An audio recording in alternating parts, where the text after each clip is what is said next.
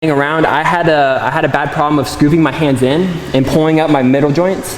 And after a while, this will kind of leave your middle parts of your forearm very weak, because when you push with these, the middle, I forget what they're called, what joints they're called, but you start to work these tendons right here.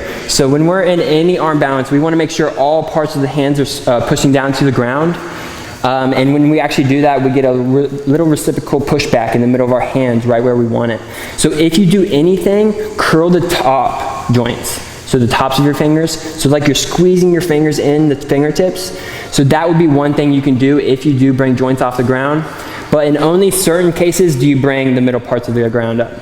So just with that being clear, always flat hands first. So with crow, I would say for most of us, when we're putting our hands front, some of us, we're gonna like the middle finger forward, but me personally lately, I've been rotating a little bit outward, pointing the index finger forward. So that's something you can personally play around with yourself.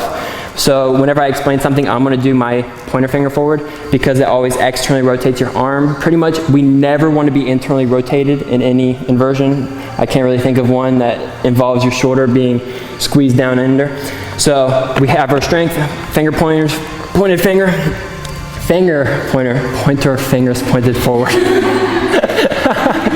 So once there's a point forward, make sure your elbows, the eyes of the elbows, we're gonna always try to make a diamond. So with any arm balance we do, whenever I say make your elbows create a diamond, we're squeezing in a little bit to where these will point forward. So whenever these are pointing back, you know you're internally rotated. That's no good.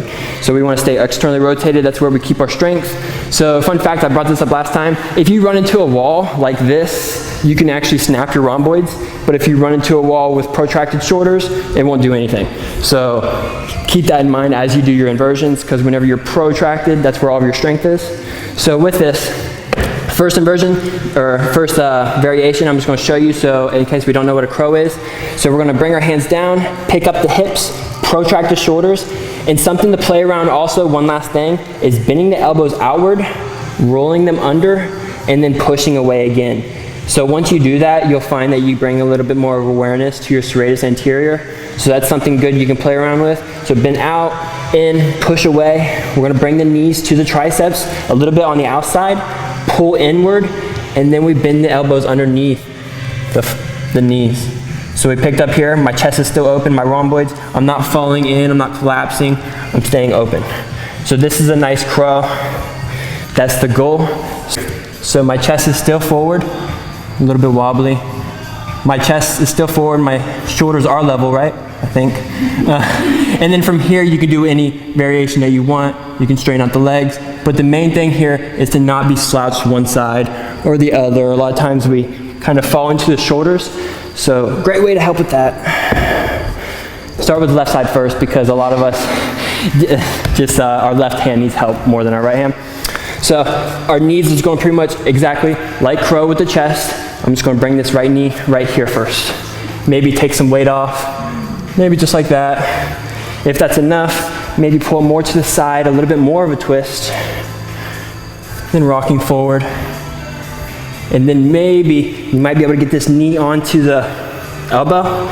Leg might be able to come down onto the blocks. So this is like one more variation up, straighten out the leg. It twists your body just a little bit more. Now I'm feeling really twisted. And then your next variation is literally just coming to a full twist. Simple enough, right? So definitely try both sides.